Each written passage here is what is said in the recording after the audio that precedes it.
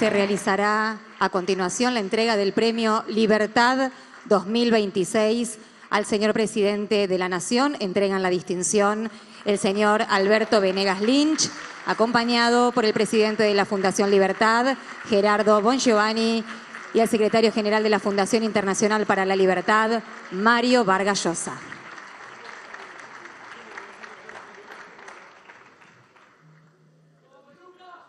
Agradecemos a las autoridades que entregaron el premio. Los invitamos a descender para escuchar a continuación las palabras del señor Presidente de la Nación, doctor Javier Milei.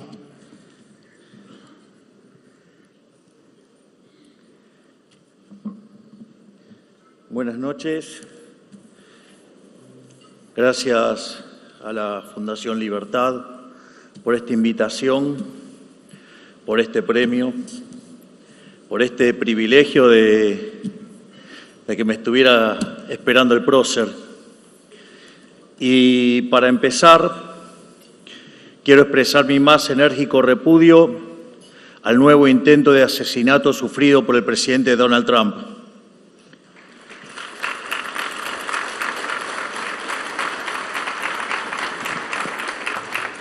Estamos ante un nuevo auge de la violencia política, muy en particular de parte de la izquierda, de todo el mundo libre, que debe ser detenida en sus inicios, porque hay muchos que no aceptan perder en la batalla por las ideas y en las urnas, y recurren a la violencia para hacer realidad sus ideales fallidos. Esas personas no son compatibles con la democracia y deben ser castigados con todo el peso de la ley. La realidad es que nosotros, los liberales, creo que cometimos un gran error luego de la caída del muro de Berlín, de creer que con la mera evidencia alcanzaba. Con la sola caída del muro era suficiente. Y la realidad demostró que no. Y, de hecho, lo que hizo el marxismo fue reconstruirse y dar la batalla cultural en otros aspectos y trasladar la lucha de clases a otro tipo de debates en la sociedad. Y de ese modo, digamos, terminaron tomando la escena.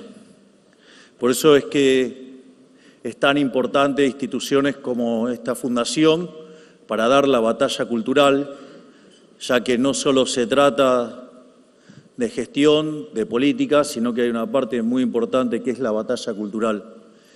Y los avances que hemos estado haciendo desde que hemos tomado conciencia de esto han sido tan grandes que no solo le empezamos a ganar los debates, porque también tuvimos que aprender a debatir con ellos, sino que además les empezamos a ganar en las urnas.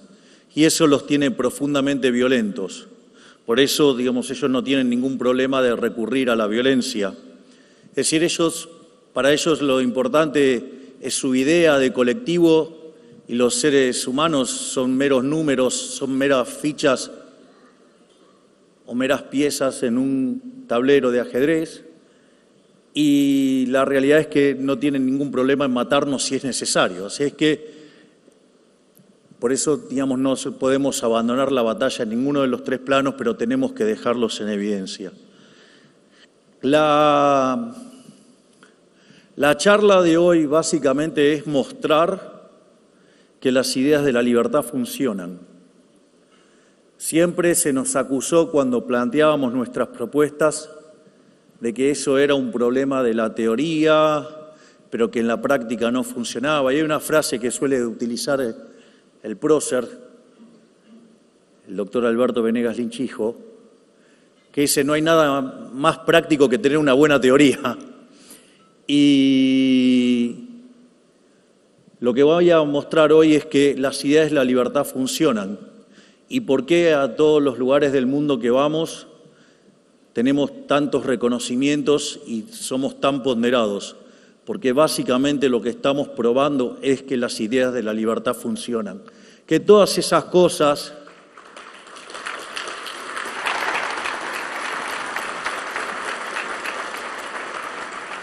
que todo eso que decían que no se podía, en realidad no es que no se podía, era mera complacencia de la política. Sí que se puede hacer y sí que funciona. Por lo tanto, de lo que va a tratar esta charla es mostrar que efectivamente las ideas de la libertad funcionan y que si efectivamente empezamos a abrazar las ideas de la libertad con mayor fuerza, vamos a tener un futuro de prosperidad. Lo primero es haber tocado la mayor vaca sagrada de la política, que era la política fiscal.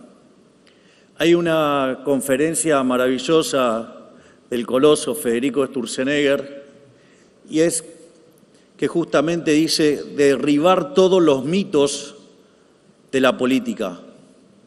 Entonces, por ejemplo, digamos, lo llaman, lo consultan y dice, bueno, nosotros necesitamos ajustar, y lo más interesante es la cuestión del quantum y el tiempo. Entonces, yo, por ejemplo, escucho a algunos que hoy critican y que se llenan la boca diciendo de todas las cosas que no les parecen correctas y que la verdad que al momento que tenían que hacer las cosas les parecía que más de un punto por año era un montón. Que, digamos, con suerte podríamos haber llegado al final del primer mandato con equilibrio fiscal. Y nosotros, no solo que hicimos el ajuste de casi 5 puntos del PBI, que ahí, digamos, básicamente recuerden que está toda la crisis que se fue generando y que se estaba gestando, con lo cual ahí también hay mucha delicuación. Y en ese contexto, nosotros pusimos en orden las cuentas del sector público gracias a la enorme tarea del gigante que tengo como ministro de Economía, que es Toto Caputo, y ajustó 5 puntos el PBI en un mes.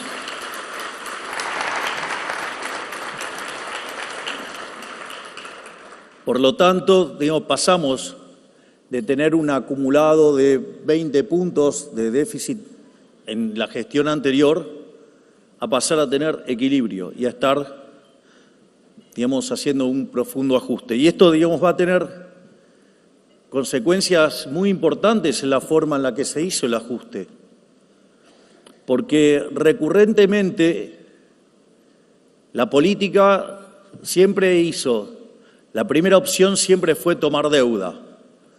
Para los otros tomar deuda no es una opción, porque es inmoral, porque es pasarle la cuenta de la fiesta presente a nuestros hijos, a nuestros nietos, gente que ni siquiera todavía tiene la posibilidad de defenderse con el voto.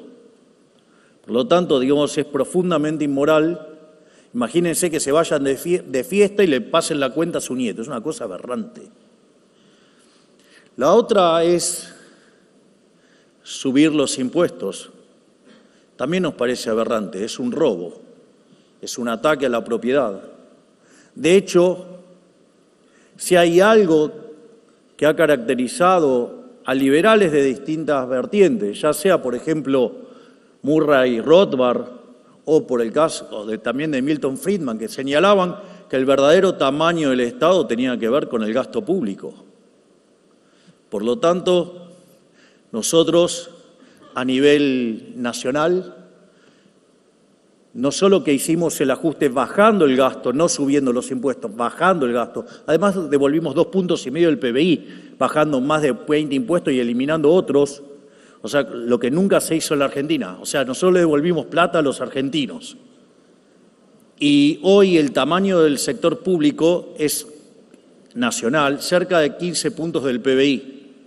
Y eso, si quisiéramos compararlo con otras épocas, deberíamos corregir por el acto de populismo salvaje de la presidiaria cuando empezó a dar jubilaciones sin aportes, lo cual, digamos, hace que sea más alto el peso del sector público para respetar ese derecho adquirido por parte de los jubilados. Por lo tanto, estamos en niveles por lo menos que deben ser 13% o menos del PBI de gasto a nivel nacional si corrigiéramos por ese efecto y poder comparar con los demás. Pero no solo que hicimos eso, sino también, esa era una parte del problema. Si ustedes se fijan los números de 2023, la línea celeste es el fisco, pero el Banco Central tenía el doble de déficit que lo que tenía el Tesoro. Y eso era un problema muy complicado porque nos enfrentábamos a una situación que teníamos 4 bases monetarias venciendo un día, cerca de 9 bases monetarias de deuda en pesos venciendo en un mes. Por lo tanto, hubiéramos tenido una explosión de la deuda, digamos, de emisión de pesos y generar claramente una hiperinflación, sumado a que teníamos un sobrante monetario que era peor que el que había en la previa del Rodrigazo, y tal como estoy contando, el balance del Banco Central era peor que el que había en la época de Alfonsín, y ni que hablar de la situación de la deuda en pesos. Por lo tanto, ahí es donde estaba claramente plantada la hiperinflación, con una inflación que corría al 1,5 diario, porque a veces parece que nos olvidamos de dónde venimos, del desastre que teníamos. Sin embargo,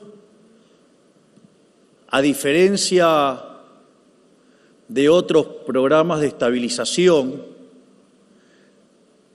que buscaban que antes le explotara la bomba a otro, o hacer aberraciones donde destruían los derechos de propiedad, como por ejemplo el Plan Bonex, así también es muy fácil, expropiando, es una solución que seguramente es muy simple para el político, pero es muy costosa para los argentinos de bien.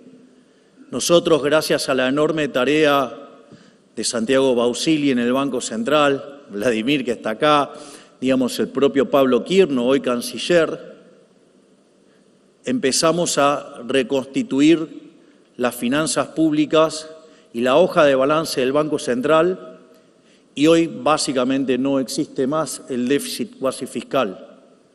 Es decir, dentro de todas las aberraciones que nos han dejado, hemos limpiado el balance del Banco Central. Es decir, que le devolvimos a los argentinos 15 puntos del PBI.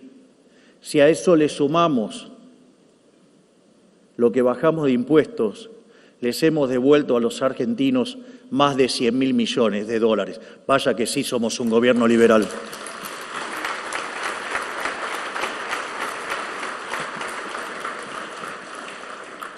La consecuencia natural de haber eliminado el déficit fiscal es que la deuda no suba. Es decir, no hay nueva deuda. Es decir, lo único que tenemos que garantizar es el rollover. Si ustedes se fijan en ese cuadro, primero vean la nota al pie de página, cuánto era la deuda en el 2001 y vean la que es hoy, o la que había en el 2023, que eran 525.000 millones de dólares. Las deudas subieron en 381.000 millones de dólares, con lo cual ahora vamos a desmontar otro relato más. Acabamos de desmontar el relato de que no se puede ajustar. Ahora vamos a desmontar el relato de la deuda. ¿Quién es el que endeuda? La deuda subió en 381.000 millones de dólares. Durante el gobierno del presidente Macri, la deuda subió en 60.000 millones de dólares. Quiere decir que los 320.000 millones de dólares restantes son todos del kirchnerismo. Y a eso hay que sumarle la quita de deuda que hicieron cuando reestructuraron. Por lo tanto, si hay alguien que ha endeudado a este país brutalmente, comprometiendo a las generaciones futuras, es el kirchnerismo.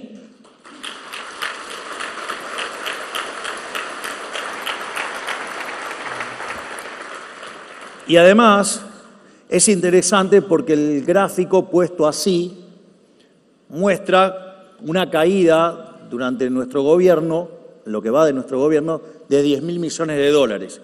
Sin embargo, hay una parte que, como está medida en dólares, hay deuda en Argentina que está con SER, es decir, que tiene ajuste por inflación. O sea, es un instrumento que, digamos, o sea, fue creado, digamos, durante el 2002, 2003. ¿Cuál es el punto? El punto es que si neteamos el efecto de la apreciación cambiaria, digamos, dado que la inflación corre más que lo que es el tipo de cambio, esa situación lo que hace es que la deuda cayera a 35.000 millones de dólares más. Es decir, ustedes lo que están viendo que hace que, digamos, tiene la deuda casi constante es por el efecto del SER. Es decir, si no la deuda hubiera caído 45.000 millones de dólares. Vaya que sí, somos un pagador serial y que hornamos las deudas.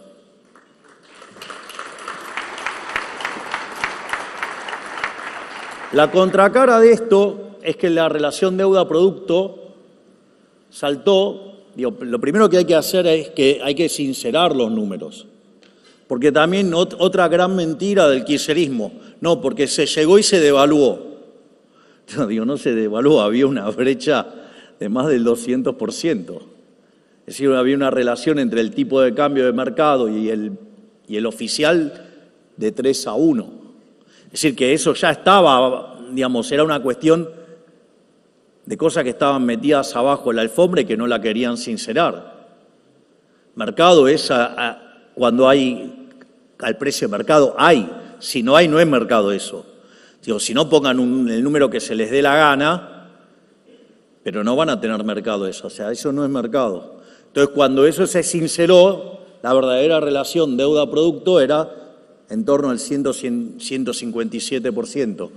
Hoy ese número cayó al 73%. Es decir, que Argentina, en base a su política fiscal tan férrea, básicamente está mostrando ser solvente intertemporalmente. Por eso cae la relación deuda-producto. Pero hay otro tema más, que gran parte de la deuda que tenemos es deuda intrasector público. Entonces, cuando corregimos por la deuda intrasector público, hoy la relación deuda-producto de Argentina pasó de cerca del 100% a menos del 40%. Es decir, Argentina claramente está en un sendero de solvencia intertemporal. Vamos a honrar las deudas. Tarde o temprano el riesgo país se va a destrozar porque nosotros vamos a honrar las deudas.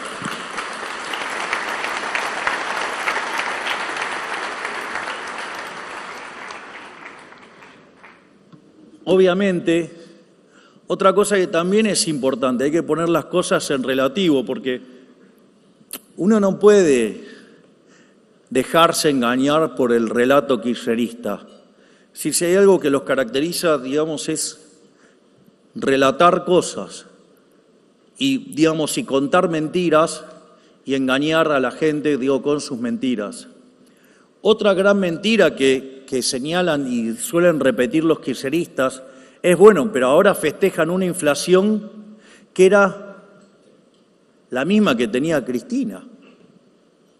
Es interesante porque lo que no pareciera que desconocen, tío, la verdad es que son bastante ignorantes y bastante brutos, es decir, en economía, porque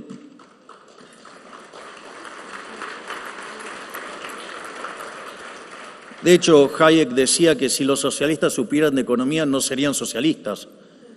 Y el propio Ludwig von Mises decía que los conocimientos en economía llevaban al liberalismo. Por lo tanto, digo, no me sorprende que en general sean personas que no pueden sumar 2 más 2 ni con un ábaco.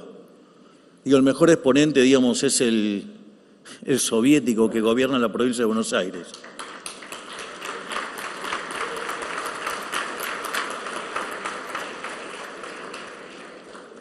Pero al margen de eso, si ustedes se fijan, la dinámica que estaba llevando de aceleración inflacionaria, y de hecho Néstor Kirchner dejó más inflación que la que recibió, digamos, si uno corrige por el salto que tuvo la inflación en el año 2002, digamos, Cristina dejó más inflación que Néstor Kirchner. en su segundo mandato tuvo más inflación que en el anterior. En el gobierno de Mauricio Macri se terminó con más inflación que la que había dejado Cristina Kirchner, y en el gobierno de Alberto Fernández muchísimo más. Por lo tanto, además se venía acelerando fuertemente. A veces dicen, no, bueno, ¿dónde están los datos? Los datos, miren, son muy simples. Precios al mayorista suele adelantarse a lo que es la inflación minorista. Digamos, salvo que responda a alguna cuestión muy puntual, digamos, igual, por eso es tan importante este gráfico, porque muestra en términos de dimensión histórica lo que se enfrentó. Se enfrentó a algo parecido a lo que había en la hiperinflación del 91. Pero además, lo interesante es que los datos ya, digamos, eran públicos a la velocidad que corrían al 1,5. La inflación mayorista fue del 54%. Y si ustedes consideran que la cantidad de dinero podía multiplicarse por 15 veces más el sobrante monetario, que implicaba por lo menos multiplicar, digamos, el Rodrigazo creo que multiplicó por 6, si no me recuerdo mal, por lo tanto hubiéramos multiplicado por 12. Imagínense toda esa multiplicación. Cuando hacen esa cuenta da cerca de 15.000%. Es decir, y eso sin que se hubiera desplomado la demanda de dinero. Por lo tanto, estábamos frente a una hecatombe que nos hubiera convertido en Venezuela. Es decir, imagínense que el más capacitado de ellos durante la pandemia publicó una nota en Pravda 12 que decía que cuando ustedes emitían la inflación bajaba, así es que imagínense, digamos, parece que nunca se enteraron de los rezagos de la política monetaria.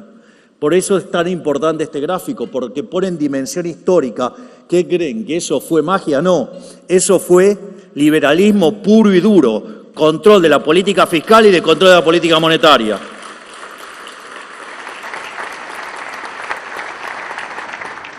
Pero está rebelde. Y acá lo tienen en una dimensión temporal más corta para verlo con mayor claridad, lo que fue la aceleración que venía tomando y cómo cayó fuertemente. ¿Quiere decir que esto está resuelto? No, no, para nada. Sigue siendo un número horrible, 33%. El tema es a dónde íbamos y a entender por qué hoy tenemos los números que tenemos. Lo primero que hay que comprender es que para mayo del año pasado, previo a que Manuel ganara la elección en la Ciudad Autónoma de Buenos Aires, la inflación había alcanzado el 1,5%. Es decir, claramente la inflación se venía desplomando.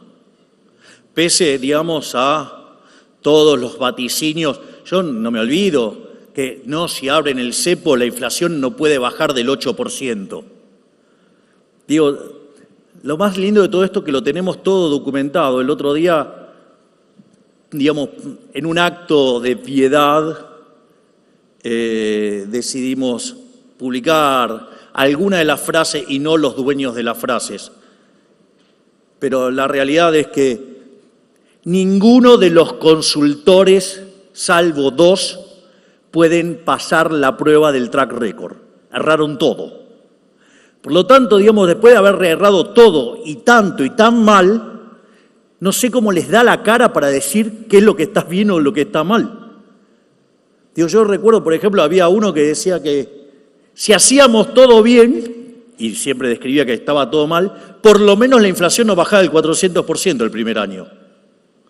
Entonces, después, ¿con qué caras vienen a criticar? Digamos, si traqueamos a todos los consultores, salvo 2, hicieron todo mal.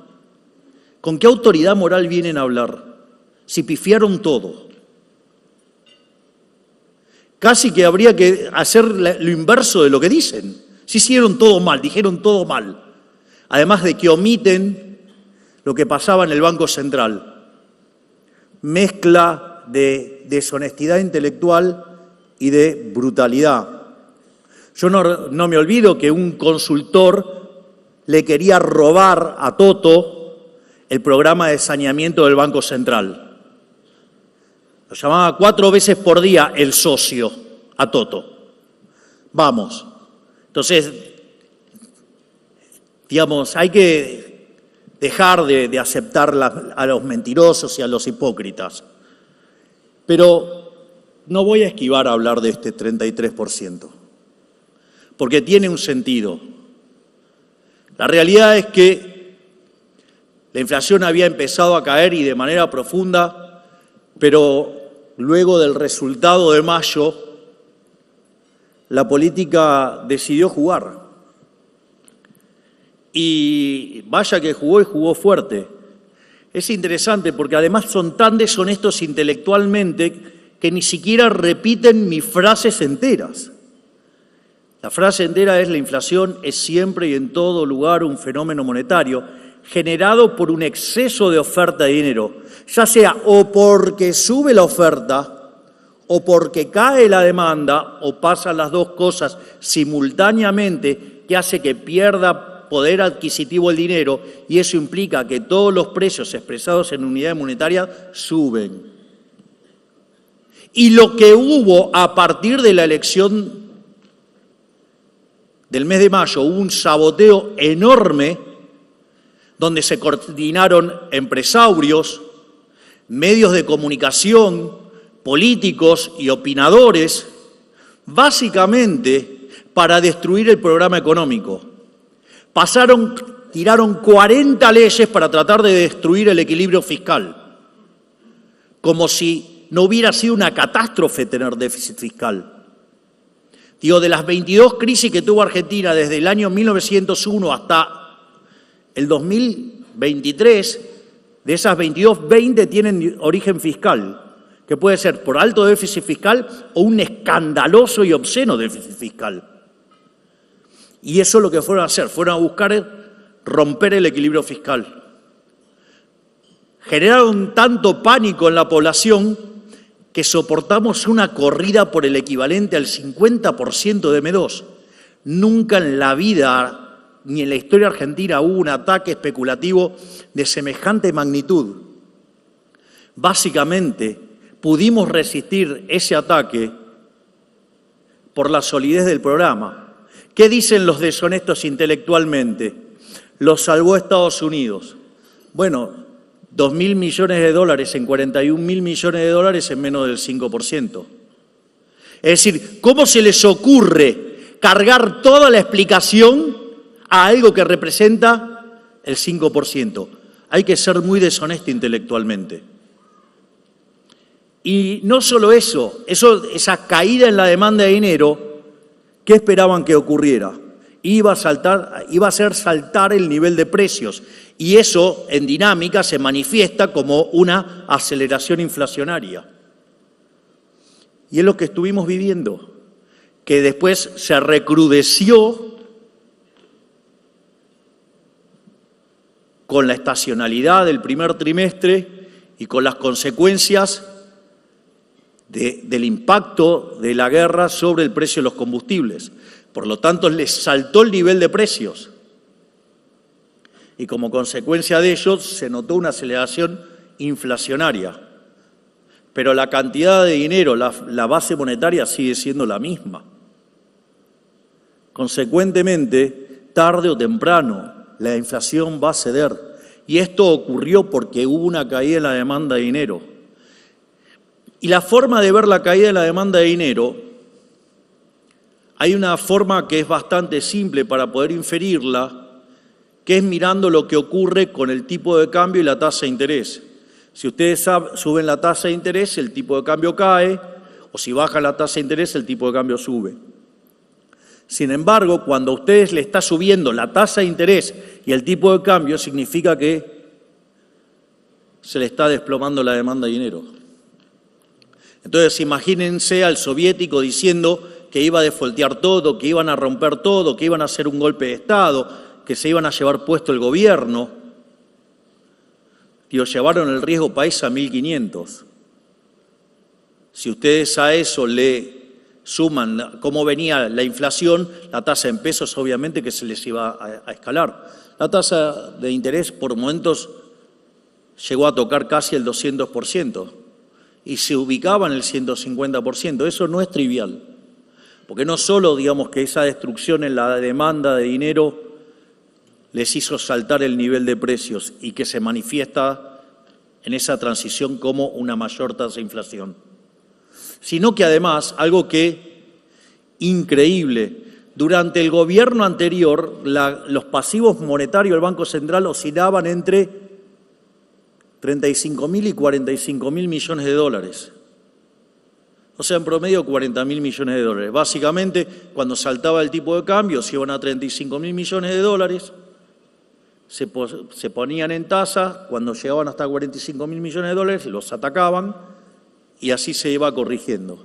Es decir, que con 40.000 millones de dólares de pasivos monetarios teníamos que estar tranquilos, porque si básicamente el gobierno anterior tenía más de 200% de inflación, había acelerado la tasa de inflación, tenía unos problemas enormes y tenía ese monto, la pregunta era ¿por qué era tan sólido ese número? Bueno, ese número era tan sólido porque era la contracara del capital del trabajo de la economía. Entonces a nadie se le hubiera ocurrido de que las empresas iban a romper capital de trabajo para atacar especulativamente. Sin embargo, eso también ocurrió. El pánico que se generó, que se ocuparon de generar, fue tan grande que los pasivos monetarios cayeron hasta 20.000 millones de dólares. Digamos, después treparon hasta casi 30.000, básicamente porque subimos los encajes, que es una forma de hacer aumentar la demanda de dinero. Pero fíjense el nivel de barbaridad que destruyeron el capital de trabajo de la economía. ¿Qué pretenden? ¿Que después de semejante sacudón no hubiera impacto en actividad? Obvio, la economía que había crecido durante el primer trimestre del 6 y estaba acelerando al 8, se frenó en seco. Y además, cuando ustedes ya tomaron, digamos, compraron los insumos, ¿qué van a hacer? ¿Qué van a decir al proveedor? No los quiero, tomás, te los devuelvo. ¿O los van a tirar? No, lo ponen en el sistema de producción. Entonces, ¿qué pasa? Van a producir, pero cuando quieran vender van a tardar más en vender. Y cuando quieran cobrar van a tardar más en cobrar. Eso lo que hace es estirarles el ciclo de caja, consecuentemente necesitan más capital de trabajo.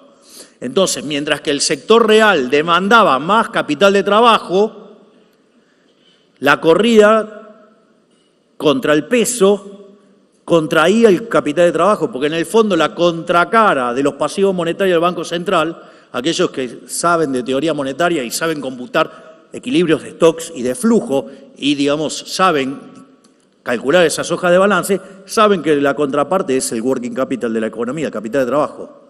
Por lo tanto, ustedes tenían una contracción de la oferta y un fuerte aumento de la demanda. Y claro, la tasa de interés iba a ir a la nube, la actividad se frenó en seco y dejó de crecer la economía y dejó de crecer el empleo y dejó de crecer el salario. Obviamente, la gente no es que, digamos, si tiene una sensación de frustración en los últimos 6 meses, no es casualidad. Es el efecto de haber destrozado el capital de trabajo. Afortunadamente, la reconstitución de la situación financiera y monetaria hace que hoy, digamos, el crédito haya empezado a crecer nuevamente, que se esté reconstituyendo el capital de trabajo y, consecuentemente, la economía en marzo parece haber mostrado los peores números y empiezan a abril a mostrar signos de recuperación. Se puede ver mirando la recaudación. Consecuentemente, este número es horrible, pero lo vamos a derrotar, porque nuestro compromiso es seguir haciendo lo que dice la teoría económica y la evidencia empírica, y no nos vamos a apartar un ápice de nuestra ortodoxia.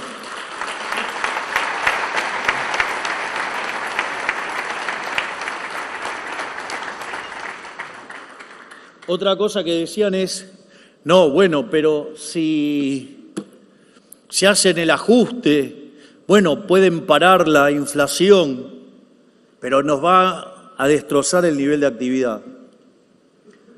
Bueno, el PBI, digamos, está 8% arriba. Es decir, el PBI, digamos, medido por el EMAE, está en su pico máximo. Está en el máximo de la serie. O sea, con lo cual, eso que decían que nos íbamos a hundir en una gran depresión, es falso. La economía crece. Es decir, a pesar de haber hecho el ajuste más grande de la historia, la economía crece.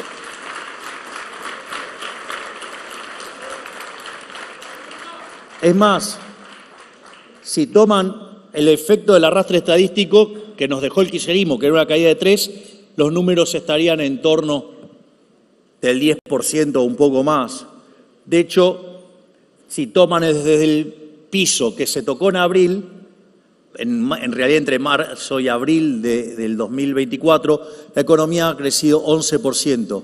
Es decir, que cuando en ese momento dije, lo peor ya pasó, efectivamente, lo peor ya pasó, a pesar del ataque violento de la política contra el programa económico, que no se lo pudieron llevar puesto. Y que además la gente en las elecciones apoyó el programa con el 41%, sacándole 17 puntos de diferencia al kirchnerismo.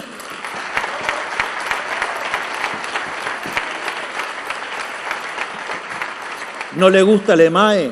Lo podemos mirar con el PBI en frecuencia trimestral. Vamos a ver números parecidos. Entonces, de vuelta, dijeron que el ajuste fiscal era transitorio, demostramos que es permanente, estamos bajando la inflación. Sí, claro, hay oscilaciones. Es más, si ustedes van y buscan videos, tantos de Toto como míos, de la segunda parte del 2025, nosotros explicamos que no era un movimiento rectilíneo uniforme, que no era una asíntota perfecta, justamente porque estábamos viendo las barbaridades que estaban haciendo caer la demanda de dinero. Es decir, los videos están. Nosotros estamos aquí para que nos traqueen. Por eso, hoy, en honor a Milton Friedman, podríamos decir primero los datos. Y los datos están mostrando que cada uno de los indicadores que estoy mostrando amerita de que no jactemos de que somos el mejor gobierno de la historia, le guste o no le guste a la izquierda.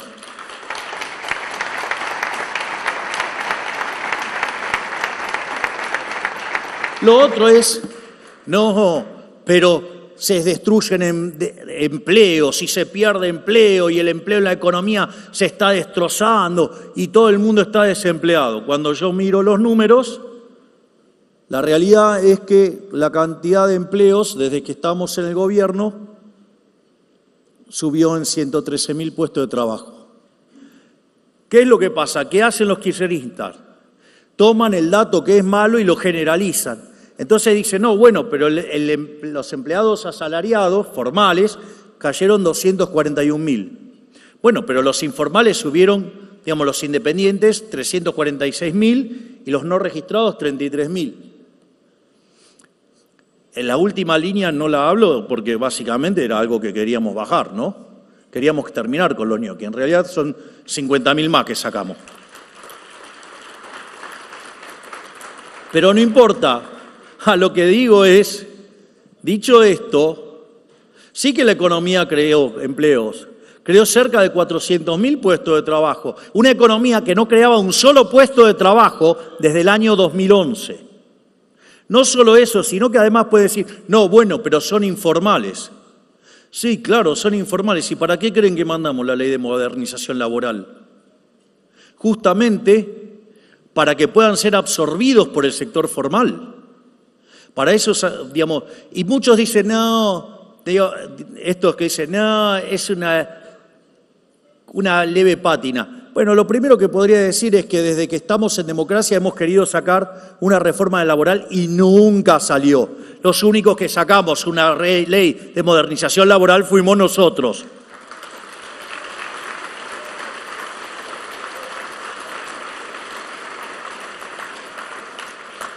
Pero no solo que sacamos una ley de modernización laboral, ¿no?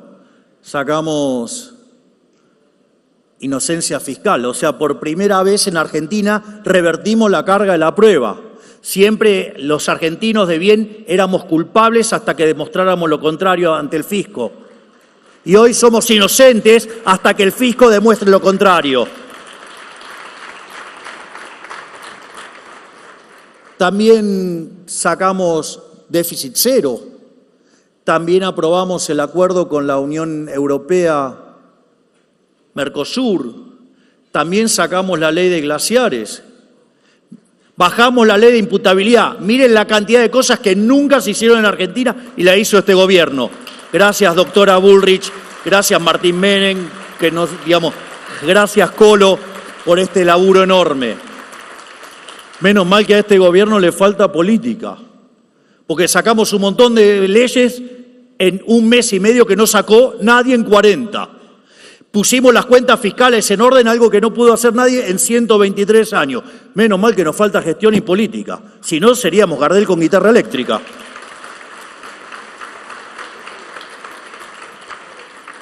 Por lo tanto, esto prueba que también es mentira que se destruyen puestos de trabajo. ¿No les gusta? Bueno, mire, es lo que hay a la luz del entramado legal siniestro que teníamos en esta economía. Y lo otro, que también, los salarios se están desplomando. Mire, los salarios que verdaderamente se están desplomando son los del sector público. ¿Saben quién es el que peor le fue en esta economía en términos reales? A mí, que soy el único que no se modificó el sueldo desde que asumí.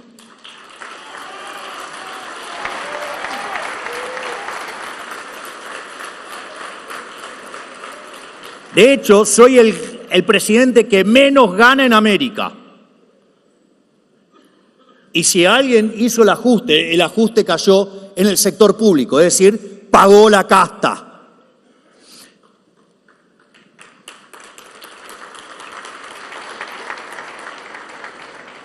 Por otra parte, si se fijan, el sector privado registrado está prácticamente empatado según donde tomen la medición. Pero si ustedes toman los no registrados, vienen ganando por goleada. Por eso crece tanto en ese lugar de la economía. Porque de repente hay lugares, ¿no les sorprende, por ejemplo, cómo florece la economía del conocimiento? Y que de repente ahora se exportan 10.000 millones de dólares cuando antes no pasaba nada. Bueno, las características del mercado laboral los tiraba a todos al sector informal. Entonces, ahí tienen lo que pasa. Por eso es bastante deshonesto intelectualmente omitir el dato de los no registrados cuando son casi la mitad de la población, de lo que es el universo de los que trabajan. Es decir, hay que ser muy deshonesto intelectualmente, por decirlo de manera educada.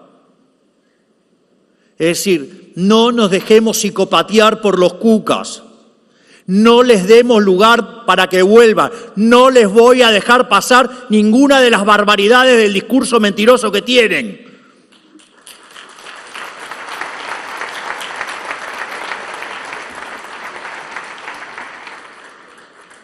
Porque les guste o no, nosotros sacamos a 14 millones de la pobreza.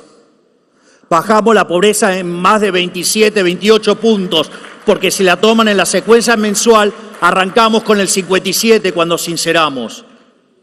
Por lo tanto, no nos vamos a dejar psicopatear. Y gracias a la gestión enorme de Sandra Petovelo al frente de Capital Humano,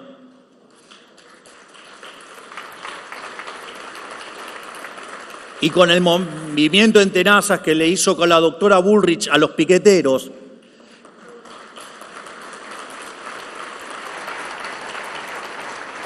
sin gastar un peso más, se duplicó la cantidad que le llegaba a los sectores más vulnerables. Y además le pusimos más plata a la política social. Consecuentemente, les duela o no a la izquierda, a los progres y demás, los que más gente sacaron de la pobreza fuimos los desalmados liberales.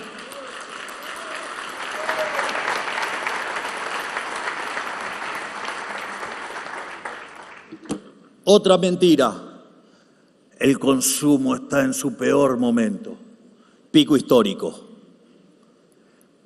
Muchachos, cambió la forma en la cual se vende. Es decir, obviamente, digamos, a mí me parece interesante eso que agarran y dicen, no, bueno, porque cerró el local de no sé qué cosa. ¿Y vos cómo compras? Por Mercado Libre, por Temu, por el otro. Vamos, cambió la forma que se consumen. Pero claro, no, es demasiado trabajo mirar el balance de Mercado Libre. Dios, se viven jactando que es una de las mejores empresas de Argentina, lo cual adhiero fuertemente, sí, y tengo una profunda admiración por Galperín. ¿Por qué no miran una vez el balance y ven lo que está pasando con otra forma de consumo que están volando? No, la idea es mostrar a ver lo que está mal. ¿No será que está cambiando la composición del consumo? Si está subiendo el PBI, digo, ¿para qué producen las empresas? ¿Qué? Digo, ¿para acumular stocks? Digo, eso les reventaría la rentabilidad, con lo cual no parece una hipótesis razonable. Ahí tienen, el consumo en máximo histórico. No se dejen psicopatear por los cucas mentirosos, porque lo peor de todo es cuando se repite la mentira.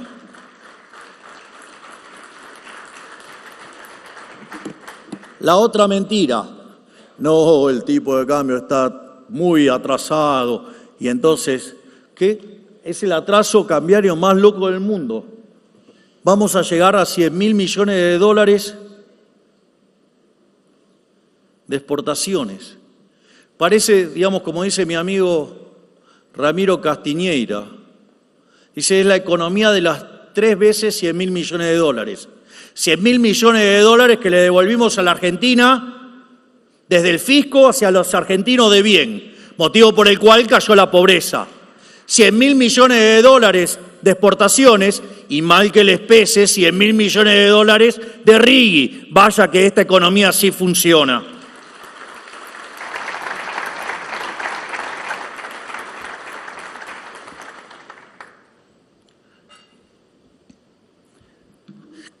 Acá está el resultado de la cuenta corriente. Esto es muy interesante compararlo con otras situaciones, porque muchas veces quieren comparar a lo que pasa en la economía argentina con lo que pasó en el 2017 para anticipar que se viene una debacle.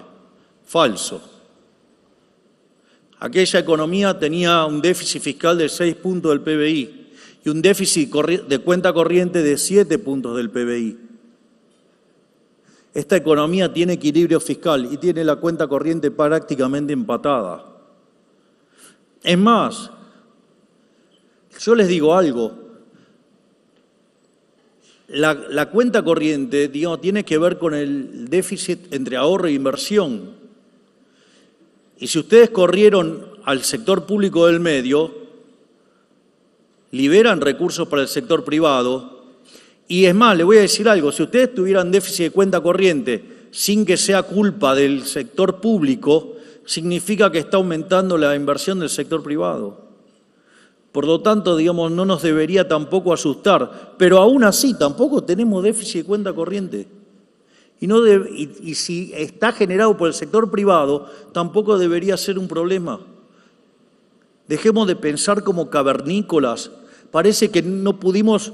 ya no digo que no llegamos a Adam Smith, ni siquiera llegamos a los fisiócratas. Repetimos las estupideces de los mercantilistas.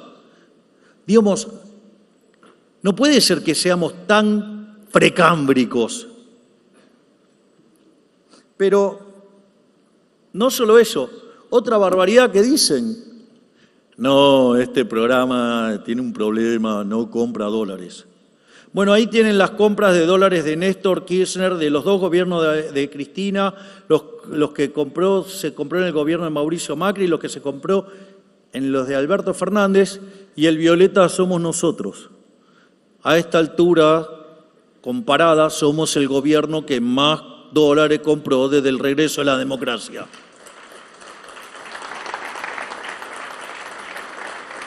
Vean que por cada indicador encuentran una mentira. No puede ser que nos dejemos psicopatear por los cuca.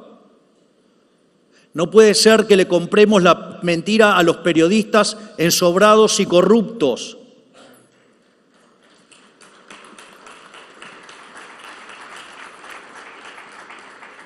Te la voy a pasar. Pero no solo que esta economía se bancó un shock político enorme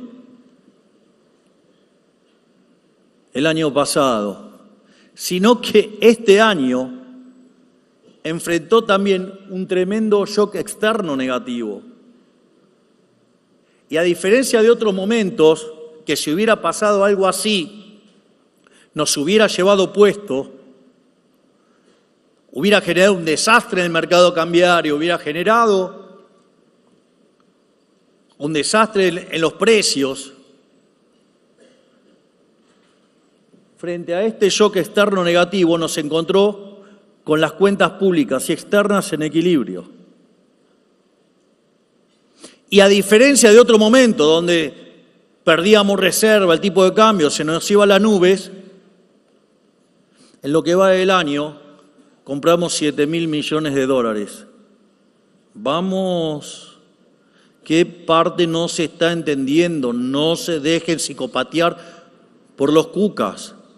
Entiendo que los cucas hablan para los cucas cabeza de termo, pero no puede ser que alguno que haya abrazado alguna vez las ideas de la libertad se coman todos estos relatos. No puedo creer que los tomen por tontos y que ustedes le compren porque tal o cual periodista mentiroso, ensobrado, corrupto repite esa mentira.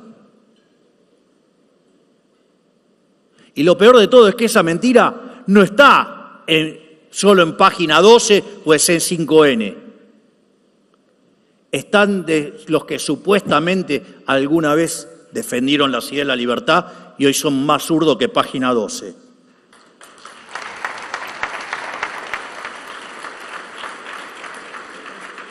Pero no solo que nos agarró bien parados el shock externo por tener equilibradas las cuentas públicas y externas, también nos agarró bien parado en términos de petróleo. Vean la posición de Argentina. Ahí tienen la relación entre la cuestión fiscal y la posición energética. Argentina, tal como señaló Cristalina Georgieva, es el mejor país del mundo en la actual situación de shock externo. Y pasamos de situaciones que en otro momento nos hubieran generado una mega crisis a tener que comprar dólares a lo loco.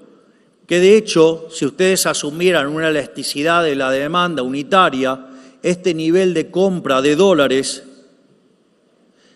implicaría que si no hubiéramos comprado, hoy el tipo de cambio estaría en 1.100. Vengan a hablarme de atraso cambiario.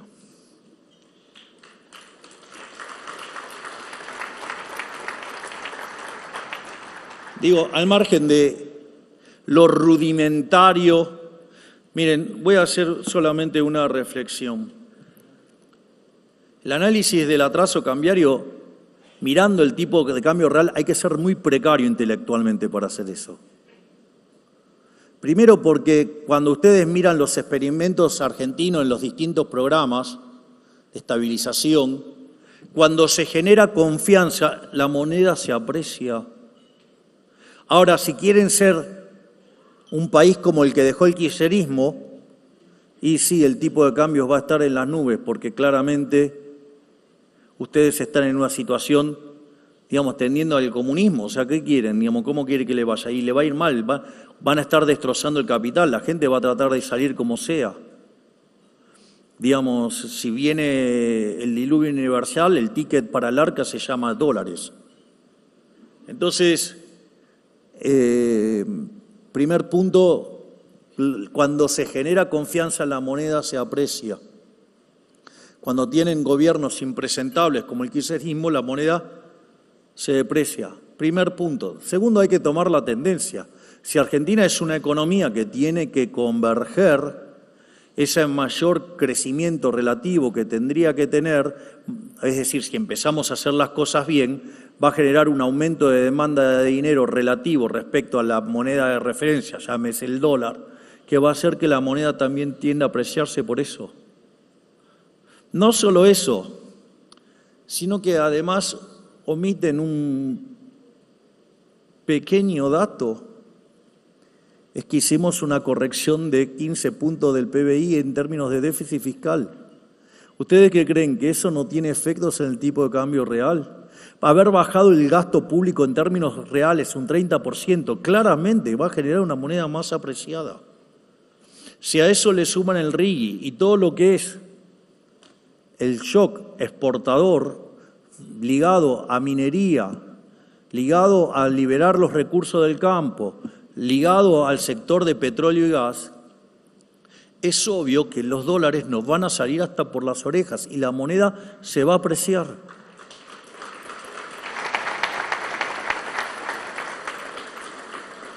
Entonces, para los que patalean con esto, la pregunta sería, bueno, ¿qué es lo que están pretendiendo hacer?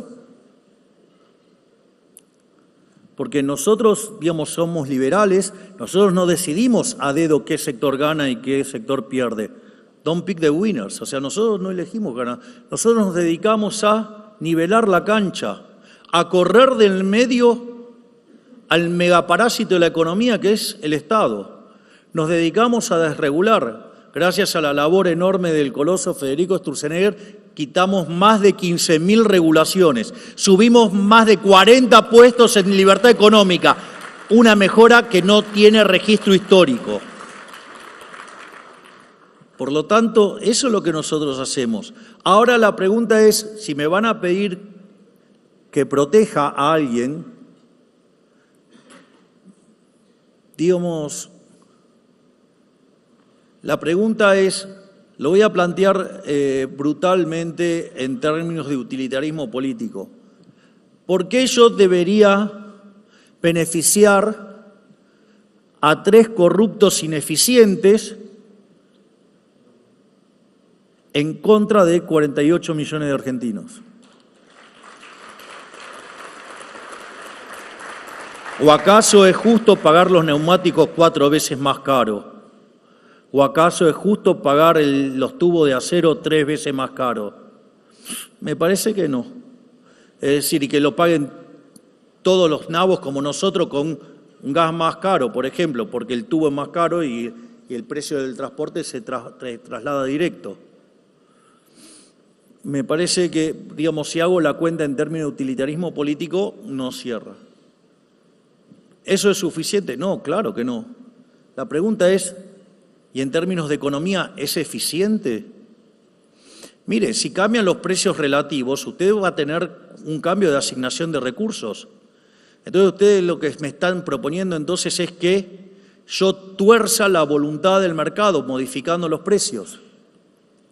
O que, digamos, si alguien ganó y alguien perdió, entonces tengo que compensar al que perdió. Eso sería una aberración, porque eso va a implicar que ustedes quieren omitir el efecto de reasignación de cambio de precios relativos.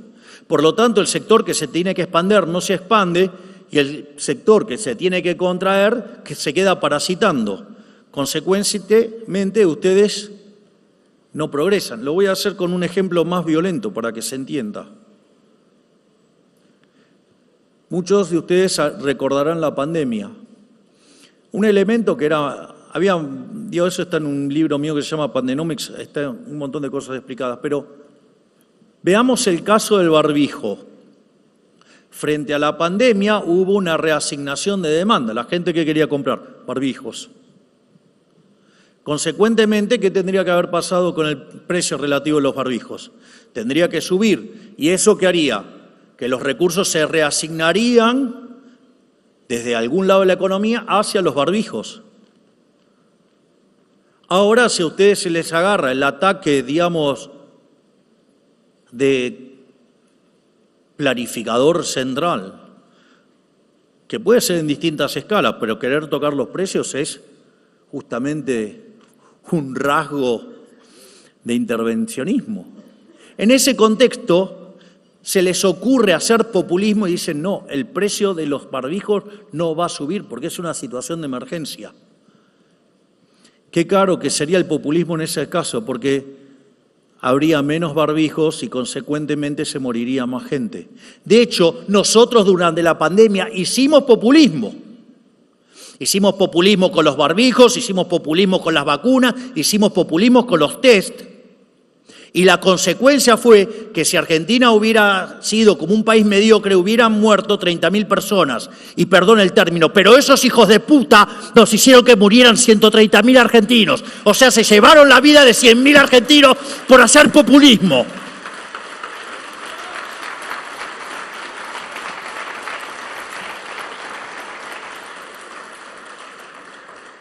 Por lo tanto, de alguna u otra manera se paga. En ese caso se pagó con vidas humanas. En otro caso se paga con más pobres o con un peor nivel de vida, a costa de los ineficientes. El otro día lo escuchaba a Salvador Di Stéfano, dijo una frase, era genial. Digo, me encantó. Dice, ¿vieron que ahora todo el mundo come huevos? ¿Se dieron cuenta de eso? Todo el mundo come huevos. Entonces, ¿qué desayunar huevos? Sí, en distintas formas, o sea, un omelette, huevos revueltos, huevos, no sé, como fuera. Pero come huevos. La pregunta es, che, a los huevos, cuando comen la tostada con el huevo, ¿arriba le ponen mermelada? Digo, ¿a alguien se le ocurrió ponerle mermelada al huevo? Bueno, es un dato interesante. Che, están mandando la quiebra a los productores de mermelada.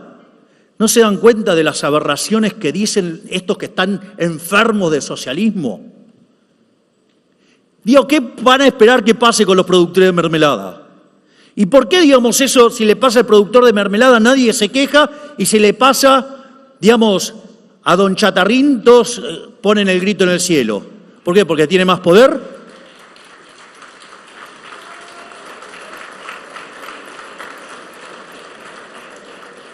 No por nada, Murray, Newton, Rothbard, el tercer tomo del Hombre y la Economía y el Estado se llama Poder y Mercado. Y ya, digamos, un título parecido había usado mucho tiempo atrás von Bawerk, que recomiendo fuertemente leerlo, porque no solo que era un teórico de fuste, sino que además había sido ministro de Economía del Imperio Austrohúngaro. Con lo cual, cuando le describe las cosas que se cocinan en el poder, digo, vale la pena aprender bastante y para ser bastante más mesurado al momento de opinar, porque les puedo asegurar que estar sentado en la silla eléctrica es bastante más complicado que estar desde una pantalla opinando. Pero más allá de eso, que, digamos, lo más importante es si los argentinos están bien o no, y es si las políticas son justas o no. Entonces vimos que utilitaristamente en términos políticos no sirve, en términos de eficiencia no sirve, pero aun cuando fuera el caso de esos beneficios, si esa política fuera injusta no merecería la pena ser llevada a cabo. Entonces a mí alguien que venga y me explique por qué robar el fruto del trabajo de otra persona, cercenarles la libertad está bien, porque para mí robar y cercenar las libertades está mal. Tanto, digamos, los impuestos, tanto como las regulaciones son vulneraciones al derecho de propiedad, y eso está mal, y esas políticas son injustas e inexorablemente van a terminar mal. ¿Y saben qué? Tenemos evidencia empírica argentina de los últimos 100 años, que lo que hicimos sistemáticamente fue violentar el derecho de propiedad, y eso fue lo que nos hundió. Pero más allá de eso, hay un elemento muy positivo para terminar la presentación, porque ya vimos que el producto está en máximos históricos, vimos que el consumo está en máximos históricos, que las exportaciones en máximos históricos, que el RIGI viene funcionando bárbaro, que se está recomponiendo el crédito, con lo cual todo nos hace más optimistas hacia adelante. Entonces la pregunta es si la inflación va a bajar. Y si el problema fue que la inflación se generó por caída en la demanda de dinero, entonces veamos qué está pasando con la demanda de dinero.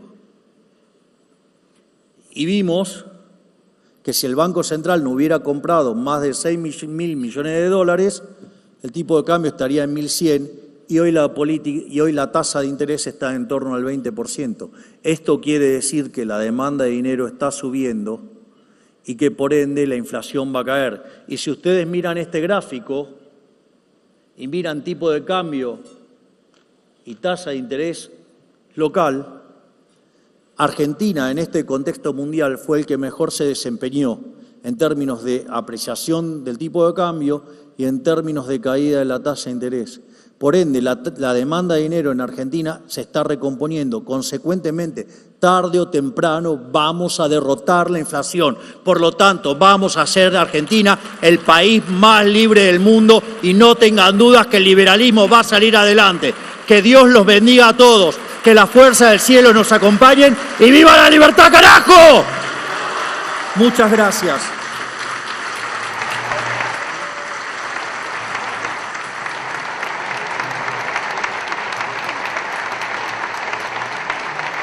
Señoras y señores, se